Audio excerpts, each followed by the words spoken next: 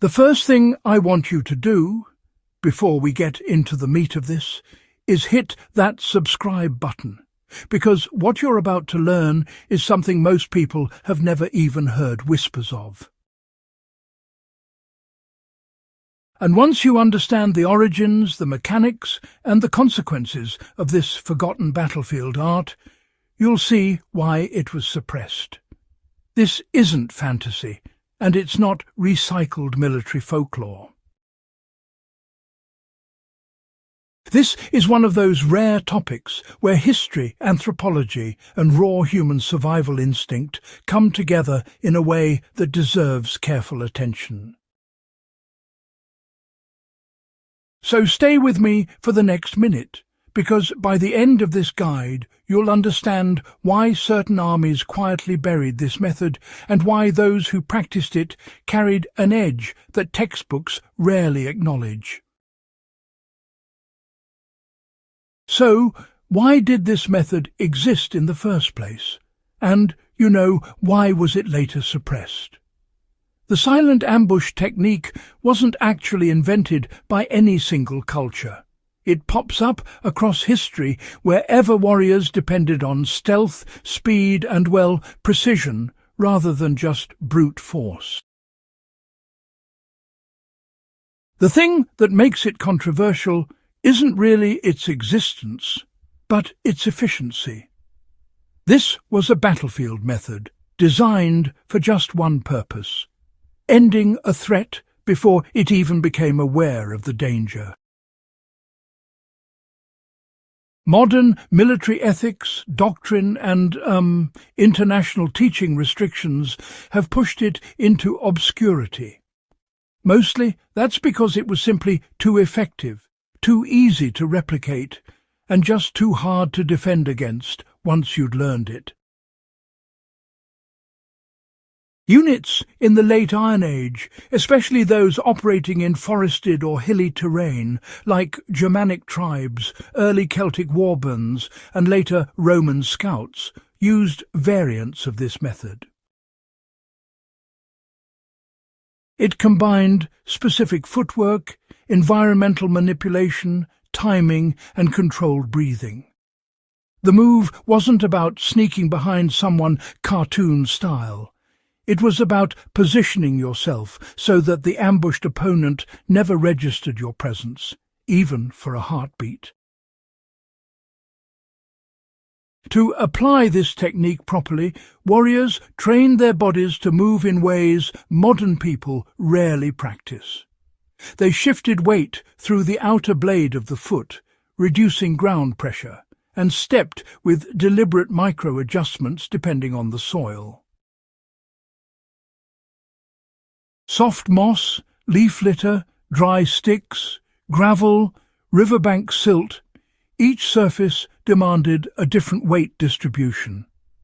A soldier might spend weeks practicing on each terrain type until the corrections became automatic. You can test the foundation of this today by walking barefoot on a path of twigs.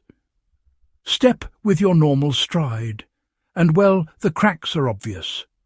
Then shift your weight first to your outer foot edge, lowering the heel only after reading the surface through your sole. You'll hear far less noise, and more importantly, you'll feel more information before committing your full body weight. Multiply that by months of training, add adrenaline-sharpened focus, and you understand why ancient scouts could close the distance like shadows. The ambush wasn't simply a matter of hiding behind a tree. Soldiers used a 3-layer selection process: cover, masking, and misdirection. Cover was the physical barrier, such as brush or terrain dips. Masking referred to ambient noise, wind direction, water flow, livestock, or even distant battle clatter. Misdirection involved manipulating the opponent's line of expectation. For example, if a Roman patrol expected threats from tree lines, a Germanic scout would position himself forward of the thicker brush, but use shifting shadows and broken ground to appear like just another irregularity until the patrol passed. The point wasn't to stay invisible in a magical sense. It was to blend with patterns the human brain ignores when under tension. You can apply this today during fieldcraft or hunting. Sit still for long enough, and you'll notice how your mind filters out repetitive shapes. The Iron Age warrior exploited that cognitive blind spot. If you're practicing this in a safe environment, set yourself at varying distances in uneven terrain, and have a partner walk past. You'll see how certain angles erase your profile more effectively than any camouflage. The decisive moment in the silent ambush technique hinged on distance control, being close enough to act, but far enough to avoid accidental detection. Soldiers kept their breathing shallow and controlled, not because it was mystical, but because exhaling warm air in cold conditions produced visible vapour. In forested environments, even a single warm puff could betray position. Timing was everything. The strike occurred at the exact moment when the target shifted focus, stepping over a log, turning to speak to another soldier, adjusting a shield strap. Human attention naturally dips during microtasks, and trained warriors exploited that half-second window.